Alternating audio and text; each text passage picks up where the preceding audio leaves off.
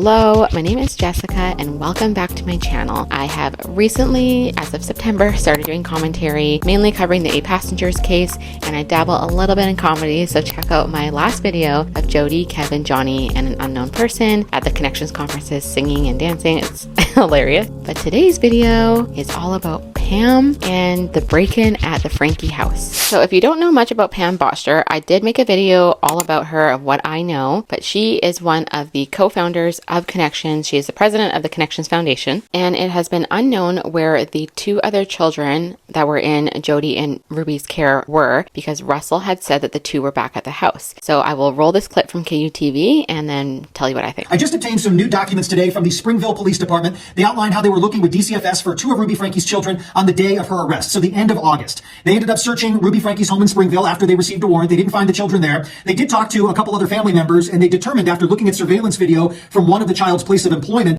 My assumption here is that this is either Chad or Sherry's place of work. Chad is unknown where he is, so I'm not going to do any digging to try to figure this out. And for Sherry, I don't know specifically where she works other than that she does social media and goes to college. So it's just either one of them. They were picked up by a woman named Pam Boster. So my assumption is that one of 2 things happened here. One, Jody saw on the camera that the kids were gone and they saw who they were with and then contacted the kid, meaning maybe Sherry, and then had Pam go pick up the kid. Or because this person was at work and they knew about their mom's connections to Pam, they just called Pam and said, hey, can you come pick up the kids?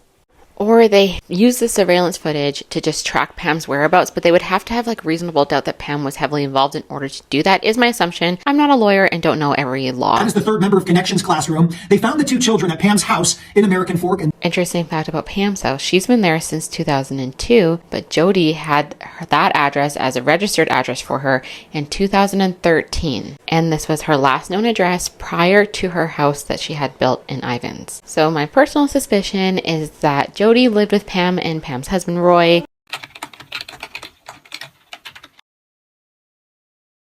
In 2013, while her house was being built in Ivins, because we all know how long house builds take. And also, some family member of Jody's lived at Pam's house as well. At least that's what the internet says. And DCFS gave them the option, either go in a foster family or stay with your oldest sister. So that would be Ruby's oldest daughter. All of this outlined in the new documents and on our website, KUTV.com. Okay, so this has told us a lot. It lets us know that at least 2 of the children are with Sherry. And as we go on to see in this next story, we'll figure out where the other 2 children are. Okay, so now hopping into our next story, Kevin Franke wanted to file charges against his own daughter and sue the police because in his eyes, they didn't do enough. So the article says that Sherry had gone to the home to gather clothing and personal items for her 2 sisters. And at the same time, a DCFS caseworker was also at the home gathering items for the 2 other children who were in the state's custody. So this right here tells us where all 4 children are. They are split up, but thankfully 2 are with their sister and 2 are in state's custody, which means they could be in a foster home or a group home. And it goes on to say that Kevin ended up showing up to the house, which is why police were called. And when he was at the house, there were also family members there, not just Sherry and the caseworker. So Kevin allegedly reported that electronic items, specifically his electronic journals, were missing and that he believed his oldest daughter Sherry had taken them. He then goes on to say that she is not allowed in the home and that he believes she entered unlawfully. And this is because the house was clearly broken into and there was probably no way for her to get into it otherwise. Among the items that were taken were 3 tablets, 3 cell phones, 3 camera/GoPros, and a stack of written journals, along with Kevin, Ruby, and another one of the children's passports. She obviously thought her parents were a flight risk, which is what everybody has been thinking this entire time. And then she ended up just coming to the police department and surrendering all of the items, and that was not good enough for Kevin, and so he wanted his daughter to be charged. The police didn't press charges because she returned the items, and now he wants to sue them because they didn't do anything in regards to her. How mental! Kevin is way more fudged up than I ever thought. Oh, and he didn't even think that his kids needed anything, which is so ridiculous. Obviously, they need their clothes and stuff. What a jerk. So as I assumed in my video about Pam, she is way more involved than what anyone knows or that is being led on. And now this story here reveals to us that that is in fact true. And the thing is here, I am covering people who are involved in Connections. Yes, in my previous video, I accidentally included a screenshot of somebody who wasn't involved in Connections, and that was my bad. So I apologize. I am so sorry for that. And I did apologize in a pinned comment and on a community post. My personal belief is that anybody who is involved involved as a coach with connections needs to be exposed, and not like super exposed, but the fact that I've done a video on Johnny and Paige and now on Becky and Steve, people are getting really mad on that Becky video. Well, like 3 people,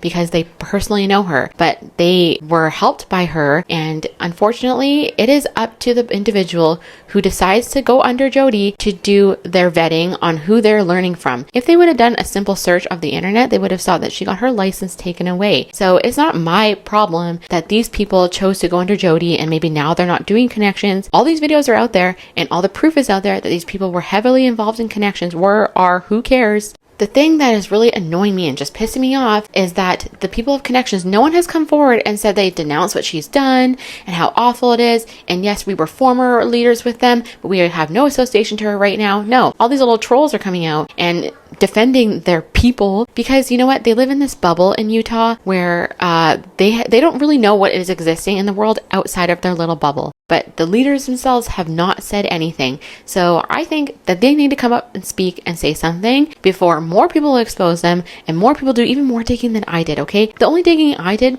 was publicly available information, which is all I've done. So my personal belief is that these people in this community are complicit to this ABUSE, okay? Because they did it with Jesse in 2009. What would have changed from then? Jody would have only gained even further stature in her community. So I will continue to uncover any truth that I possibly can. I will not out people who are just people who drank the Kool-Aid, you know, not those people. I'm talking about the people who were on the programs for speaking, okay? This matters. And if they disagree, please come out and say that you disagree. So I know there's conflicting information for where the 2 kids, how they were found, if Ruby called or whatever, but I'm just going off what I learned from KUTV. Anyways, that is all I have for today's video. Thank you so much for sticking around my channel if you have, and I hope wherever you guys are, you're having a fantastic day. Bye guys.